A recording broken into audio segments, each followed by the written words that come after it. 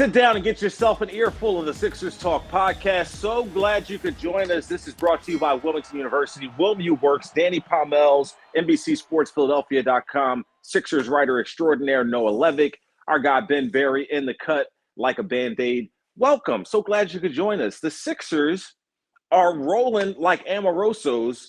Noah, we got to dissect this a little bit because there are definitely some nuances to this winning streak. But the overarching thing, and we'll get to the Ben Simmons stuff in a bit, but let's overarchingly give our kudos and our esteem toward Joel Embiid, who continues to dominate opposing teams. In a weird statistical quirk, Noah, this is his fourth straight, I believe, 31-point game. So like 31 he's hit here a few times in a row, but 7 straight 30-point games, 9 road games with 30 points or more, which is a team record. It's a pleasure to watch, Noah. He gives it to you inside, outside, off the dribble, broken plays, defensively. It is just Joel feeling himself, and opposing teams are really just lambs for the slaughter. What do you make of Joel right now, and how much are you enjoying seeing what he's doing?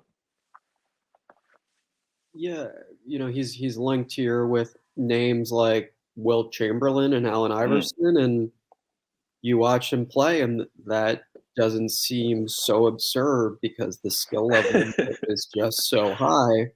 Of course, neither of us were fortunate enough to watch Wilt Chamberlain live, but obviously he is unreachable. But Embiid is, in these lists of players who are scoring, 30 plus so often, and it doesn't seem that ridiculous. I think with Embiid, part of what's interesting to me is he's talked a lot about how he tries to incorporate like the best qualities from other players' games. So recently he was saying that with the ball handling out of the post, Kobe Bryant and Michael Jordan, 2 are the guys he tries to emulate. Last season he told us about Dirk Nowitzki, the one-legged fadeaway, and some of those tricks from the nail. That him and his trainer, Drew Hanlon, studied that tape and tried to include that in Embiid's game. But as he gets older here and as he hits his peak or something close to it, I'm thinking like 10, 15 years down the line, we're going to have players studying Joel Embiid, which is, I think, an indication of how special he is, and that we're looking at a Hall of Fame player here, provided that nothing catastrophic happens on the health front. So the big picture, I think, is that this is a talent of a different caliber. As far as the 7-game winning streak in particular, the caveat that the Sixers' opposition has been quite weak needs to be noted. But I don't think we should take much away from Embiid or his development into this tremendous, magnificent, all the superlatives you want to use basketball player. Yeah, we obviously have the Hakeem Olajuwon foundation that Joel has kind of built all this on. And just from a basketball standpoint, you go out there, you play the games, and to dominate in the way that he does, I mean, that last night was the picture-perfect game that Sixers fans have really always clamored for, where Joel goes bananas and sits the entire fourth quarter against a bad team. I mean, the Rockets have lost 11 of their last 12. Joel goes out and has 17 in the first quarter. And, I mean, with the free throw prowess, of course he's going to shoot over 50% from the floor with the high percentage shots. If he can get a little closer to 40% from the line, look at the – I mean, I know Dirk Nowitzki was a 50, 40, 90 guy, but if Joel could get to that plateau, man, I mean, even for a little bit of time, man, I mean, that would just be, to me, just watching his development and his growth and where he's come from, and, picking up basketball late, and how much he has those guard skills and the way that they're just blossoming. I mean, it really makes you salivate as a Sixers fan. How long, I've said it before, have we wanted a player like this here since Allen Iverson? How long have we wanted a big man who could be dominant and maybe not dominant in the way that, big men typically are, but in the new age here in this interchangeable, world of basketball now, I mean, it is just a pleasure to watch because especially when you see the growth of the passing out of the double teams and the way he's chewing up some of these double and triple teams with that fadeaway jumper you talked about and passing and whatnot. um I mean, I'm trying not to heap on too much, but man, I mean, every time he has it, you're looking for something, the high basketball IQ, something spectacular. It's just really been a pleasure to watch. Right. And I think we're at the point where when he doesn't turn in an incredible performance, it's mystifying and it's hard to wrap our heads around. Obviously, it's been quite a while since one of those, but you think back to when this run of great play started, the game before he shot 3 for 17 in Boston. And just looking back on it, you wonder, like, how the heck did that happen? I guess usually the answer is he takes mid-range jump shots and they don't go in. Obviously, the ability to draw fouls is extraordinarily valuable, and I think it speaks to his dominance that hasn't dissipated, even with the new points of emphasis for referees to try to curb down guys seeking out contact. Embiid, I believe, is making the most free throws per game of anyone in the sport, ahead of Giannis Antetokounmpo and James Harden and all these guys you usually associate with being very great at that. So yeah, that skill I think serves him well in getting through those slumps, and it just feels like we're a very long time away since he turned in anything other than an extraordinary performance. And yeah, as you said, 26 minutes is always excellent in the big picture as well. That there wasn't too much of a toll on his body. And especially after the San Antonio game where it felt like there were 2 or 3 injury scares for him. Furkan Korkmaz hurt his hand in the fourth quarter of that game. Seth Curry hurt his ankle and actually missed this Rockets game. So nice, easy night for Embiid. Watch guys like Braxton Key and Charlie Brown Jr. do their thing in the fourth quarter. Works out quite well for him in the Sixers. There was a little bit of not a scare, particularly because in the Spurs game, there was definitely things at a more, dicier level. But when he dove for that loose ball in the first quarter, just going all out into the backcourt to try to avoid a violation there, and it didn't work out. But him diving, like, not quite what you want to see from your franchise big man, and the Sixers subbed him out, and he came in, maybe took a little bit more of a rest than he normally would at the end of the first toward the beginning of the second quarter. But all in all, like you said, just the type of minutes you would want from Joel on a dominant night. And we look a little deeper into this win streak, yeah, the teams haven't been the upper echelon of the NBA, but when they did play the Brooklyn Nets, Joel was dominant. He was up to the task. He was the player that we have come to know and enjoy, and him going nose to nose with Durant and waving them off the court. Like, everything was there when the competition was a bit stepped up. So I don't think there's anything really you can take away from, to borrow a line from Doc Rivers, when they were, depleted and almost winning against these other teams, but not quite. There were no moral victories. So, you can't apologize for winning now. You know what I mean? So they're winning. Joel is looking incredible, and they're taking the competition as they come. A 20-point win last night. They beat the Rockets by 20 points. They almost beat the Spurs by 20.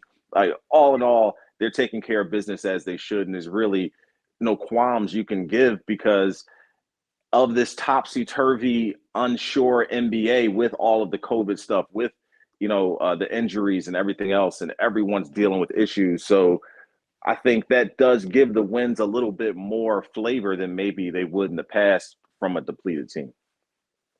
I think with last night in particular, too, from a team-wide standpoint, positive that the defense was much improved compared to the last time they played the Rockets, when it felt like Houston was getting to the rim anytime one of its players wanted to in the first half of that game.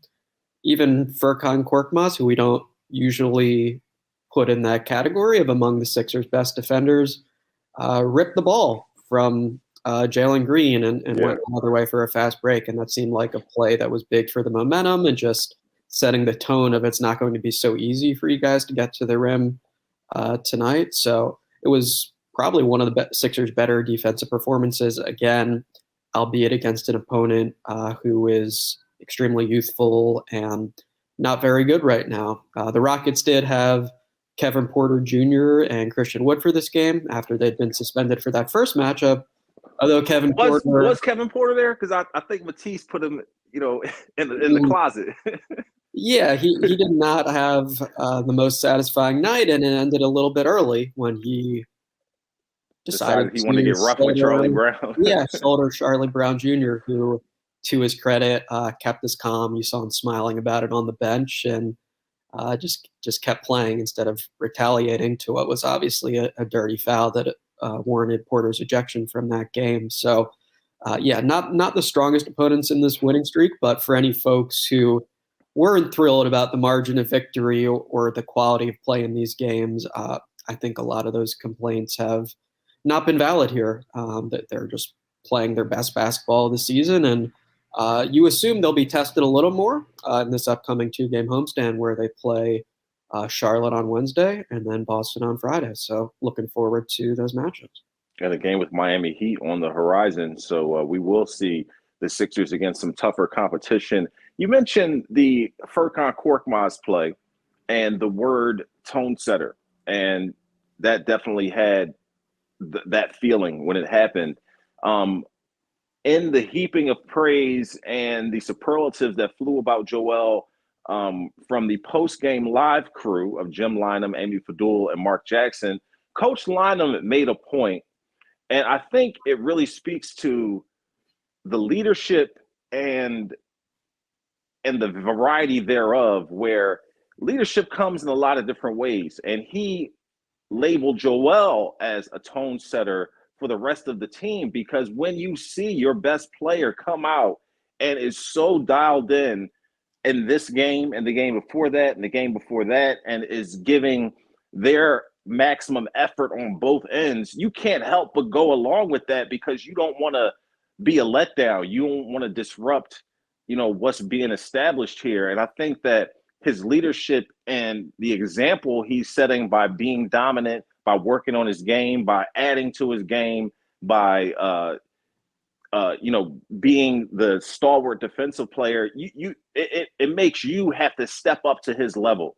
And I think that is a form of leadership that we know Joel can get vocal, and we have seen him, reprimand or call out, Matisse Thybulle recently for, not shooting open threes. We saw him talk about Tyrese Maxey and, going to get his thing, and calling plays for Tobias Harris when Dan Burke was the acting head coach to try to get him off the snide. And that's the vocal leadership, but the non-vocal leadership is him just being in this bag that he's in right now and showing the rest of the team, this is what greatness can be and what it can look like. And, I'm going to give it to you on a nightly basis, and you guys come along with me, because this is how we can play winning basketball. I thought that was a good point. Absolutely. I mean, I'm reminded of the comment Tobias Harris had that if Joel Embiid wanted to, he could score 40 points every night. And there was a 50 burger out there for him last night. Yeah, and increasingly it's seeming that way, because you look up 7 or 8 minutes into Embiid's first stint, and inevitably he's already taken 6, 7, 8 free throws and is in double figures with points and has 3 or 4 assists. It's just become very regular for this point, and I absolutely agree. It sets the perfect example, and it just sends the message to these teams, like, you're much worse than us, you have no way of guarding me, and it's going to be a long night.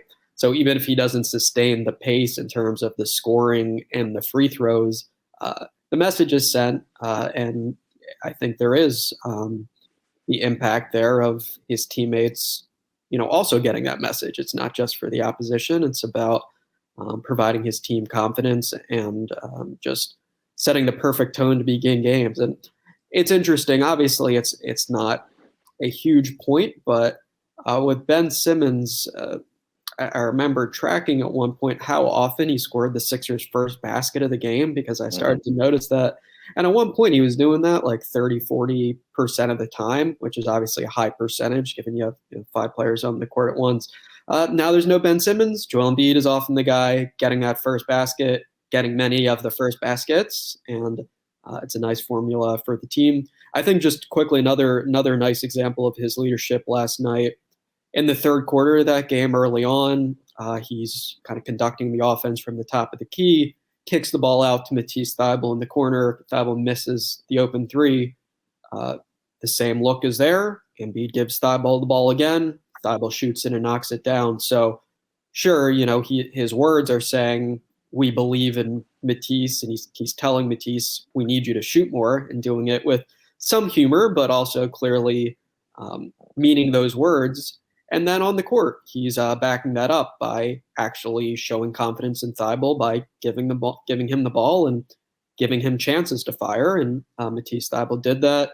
Again, had an efficient double-figure scoring game with 10 points and I believe 4 for 7 shooting last night. And it was obvious that the team's leader and best player believes in him and genuinely does want him to shoot the ball.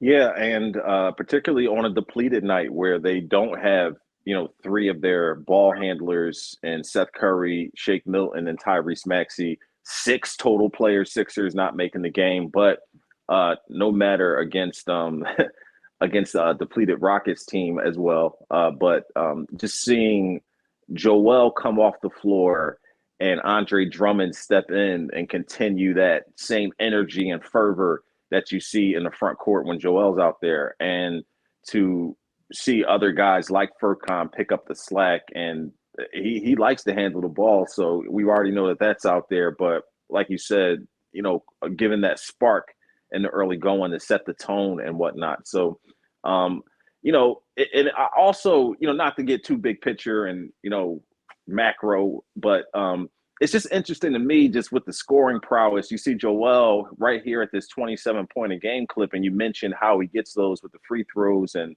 whatnot, and the high percentage shots, the jump shots, what have you. And then you have guys like Klay Thompson who take 18 shots in 20 minutes. It's just like, just the actual, methodical way that, scoring can get done, or it can come in like a, AK-47 clip like Klay Thompson. But it just goes to show how unique Joel is, and how much I think anybody out there who's listening who isn't appreciating or enjoying what you're seeing with Embiid, get down to the arena, turn on the Sixers game, and you need to be dialed in to what this guy's doing. Because I'm curious, Noah, you weren't quite as MVP happy, or felt like Joel was as close to that conversation as maybe some other guys in the league, Steph, Durant, what have you. Do you feel like he's starting to approach that here as we reach the halfway point of the season? The stock's absolutely rising. I think the way I might have framed it last time was, if he sustains what he did in December, then sure, he's a strong MVP candidate. Obviously, hey, we're 10 days into January. We are 10 days into January. So, I think it's looking more realistic. A lot of it, as is the case with everything Sixers related, is what happens here at the trade deadline, what kind of roster is Embiid working with, and what will be realistic expectations for the Sixers this season as far as the postseason and championship ambitions and what have you. But the correlation between, like, he plays well, the Sixers play well, obviously it's obvious. Obviously it is obvious to everyone at this point. The winning streak coincides nicely with his streak, and I think more people certainly are growing aware of how great Joel Embiid has been this season after a slower start, and the fact that he is legitimately in that MVP discussion. I think there's no denying that at this point. And yeah, a lot of it for him, of course, will ride on health, and that unfortunately is, the case for every player in this league. And there's always the possibility that someone gets hit by COVID, but you hope that doesn't have too large of an impact here. As far as looking at Embiid in isolation, you think, is this an MVP level player? And at this point, it's not even a question. Of Right. course, he has been. On the flip side, Tobias Harris, not his best night. 6 of 17, no trips to the line, just one 3-pointer. On a night where the Sixers as a team play well, he would be an outlier in the fact that the opportunities were there, but he did have some great moments with the second unit, and that was clear as they were able to pull away and build and play some great team basketball there in the third quarter.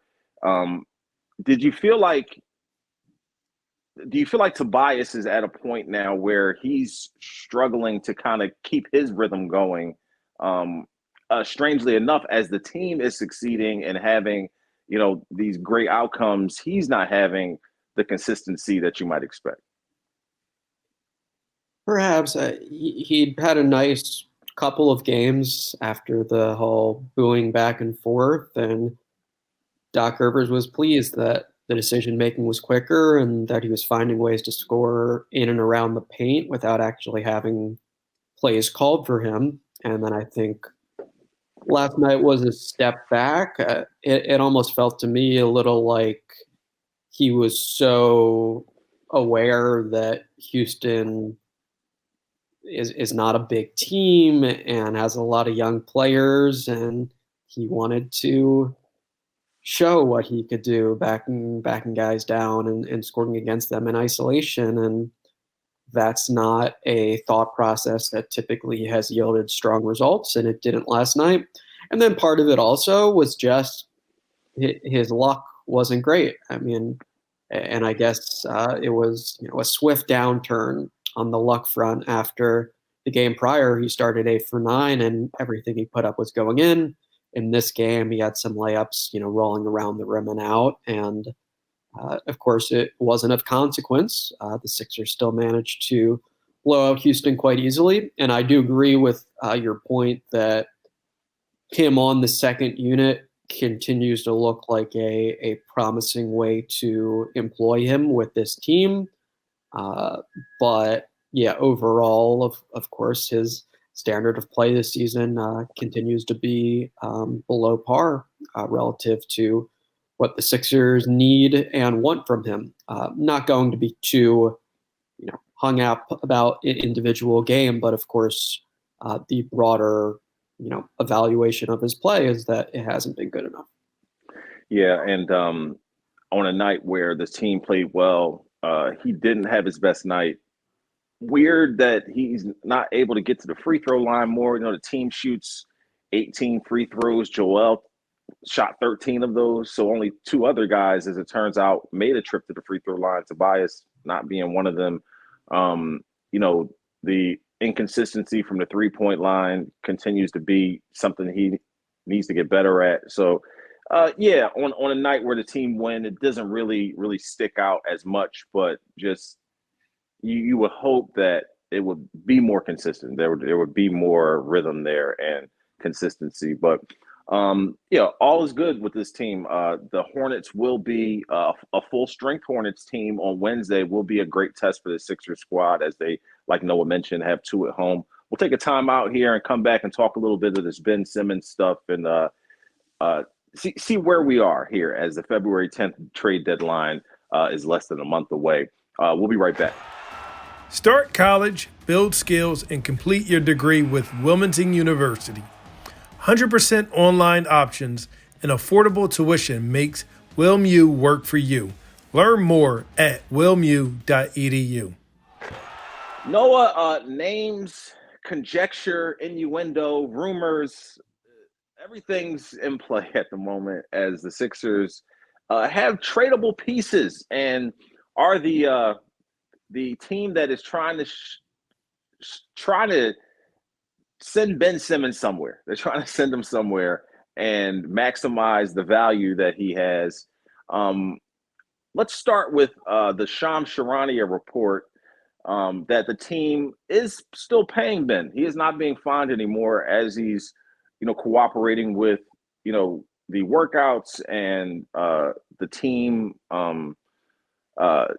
his mental health being reestablished and how the team plays a role in that. And he's currently not being fined. With that, though, Sharania also reporting of The Athletic that John Collins, the Atlanta Hawks, is maybe a player that the team might target in a trade. The Atlanta Hawks are a team that could be a suitor for Ben Simmons. We've heard that.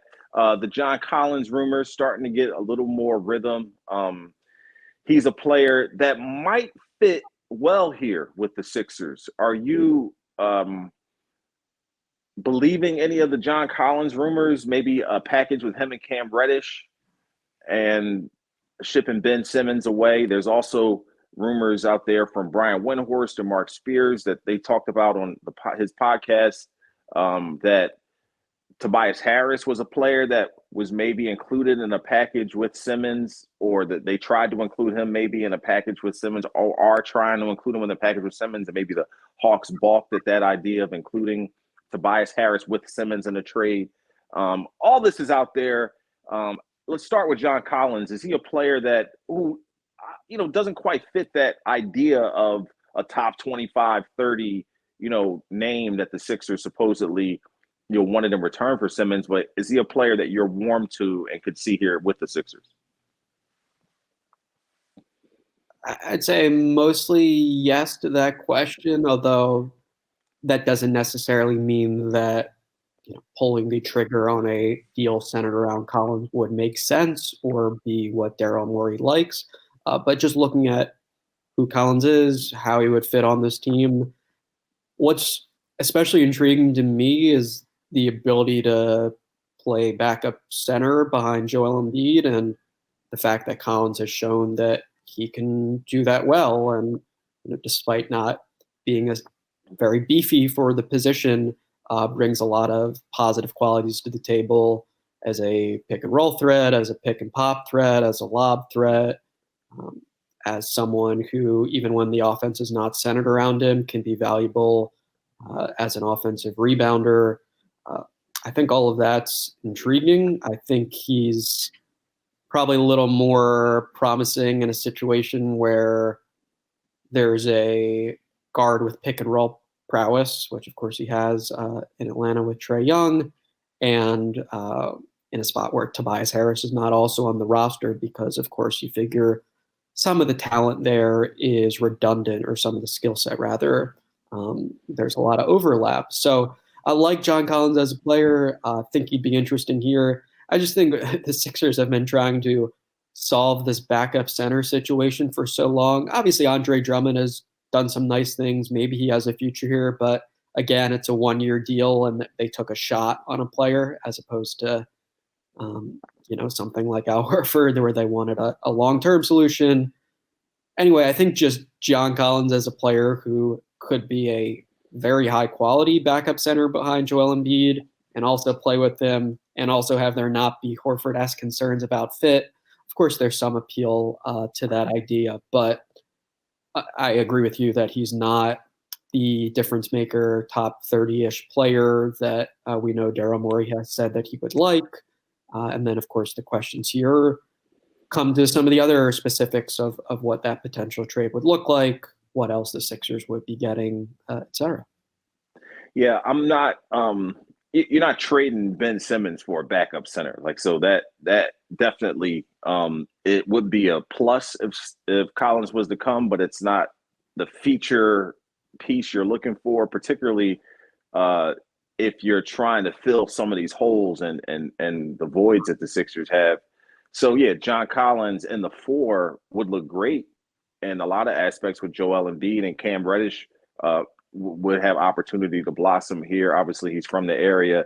And I think the thing that really, when I hear those names, intrigues me the most, because I feel that Simmons at 25 can be the franchise piece for many teams out here. So getting guys like Lillard or McCollum who are over 30 kind of make me feel a little apprehensive, but getting younger guys like Collins and Reddish who are under 25 make me feel, excited. But there is the whole thing about, if he's coming in as the 4, where does Tobias Harris fit? Because we've seen in the past that him playing the 3 isn't where his skills are maximized, it's him being, a quicker four and rather than a bigger three or what have you. And he plays better at the four position, which we've seen with his team in the past. So with that said, Collins, I think, would be intriguing. Like you said, it would be the package surrounding that. I would imagine that Tobias Harris wouldn't be in his current role if they bring in John Collins. Maybe it would be with that second unit, but that's an expensive second unit piece. But it doesn't quite fit as masterfully as maybe some other trade opportunities that are out there. I'm leaning toward this getting done in the next month. Is what I'm leaning toward. I feel like there are a lot of teams out there who have interest, and I feel like there are a lot of teams out there who are worse than they thought they might be. So the Collins thing doesn't send me through the roof. Although with his name being mentioned, his numbers are a lot better than I thought they were. But he's not at the top of my list when it comes to guys that the Sixers can acquire. I'm looking for someone who's a little bit more of a wing player, but all in all, I just feel like the momentum is working well toward this getting done here in the next month.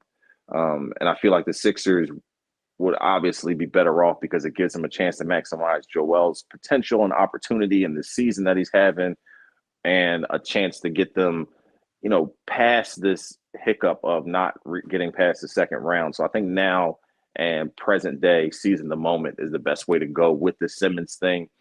And hopefully it gets resolved here soon. I mean, we don't need to spend a whole lot of time, talking about this innuendo, because I'm sure we'll be talking about it in podcasts as this trade deadline approaches here. But do you feel like right now, at this moment, that you would put a high percentage into it getting done here at the trade deadline of just trading Simmons?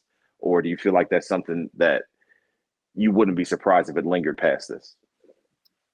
For me, it's actually the latter, though I agree with your point and think it's a good one that many teams have performed worse than expected, and at least on paper, that strengthens the Sixers' position. And I do think you have to give a little bit of credit to Daryl Morey there for maintaining some patience and not pulling the trigger on something rashly early in the season or before the deadline. I mean, you look at the Pacers, the Blazers, the Kings, like all of these teams are in significantly worse spots than they assumed to be and figured they would be heading into this season. As far as why I wouldn't be surprised if this lingers, I just think Morey's core value through all of this has been get a difference maker, ideally like get a legit star, and that doesn't look super probable pre-deadline, and it looks probably more likely in the summer. So I think the fact that there are a bunch of teams potentially on the table, obviously a deal is very possible before February 10th, but I'm not so sure that something to Morey's liking is going to be there. And I think just with Joel Embiid, knowing how much Morey values him and respects him both as a player and a person, there's an obligation he feels to do right by Embiid. And I think for Morey, that means the trade needs to be an excellent one. It doesn't mean that the trade needs to happen soon or that the trade needs to happen this season. Of course, that approach resulting in no deal being done, as you said, would create a lot of further angst among the fan base and displease a lot of people and put greater pressure on Morey to make a superb, summer deal or something along those lines. But in my opinion, it's not inherently unjustifiable, and it's not automatically the wrong move. I think it's something as I've said a bunch, like we can't fully evaluate it until it's done. I would also wouldn't be surprised, like you said, if it's done before February 10th, but I think this thing going on and on, it's very, very possible. Well, we will be here with you every step of the way. And however this plays out, we will rejoin you with a podcast Thursday after the Hornets game and before Friday's game. So please be on the lookout for that. Everyone out there, have a great day. For Noah Levick and Ben Berry, I'm Danny Pommells. Thanks for listening to the Sixers Talk podcast brought to you by Wilmington University. Wilma, you work.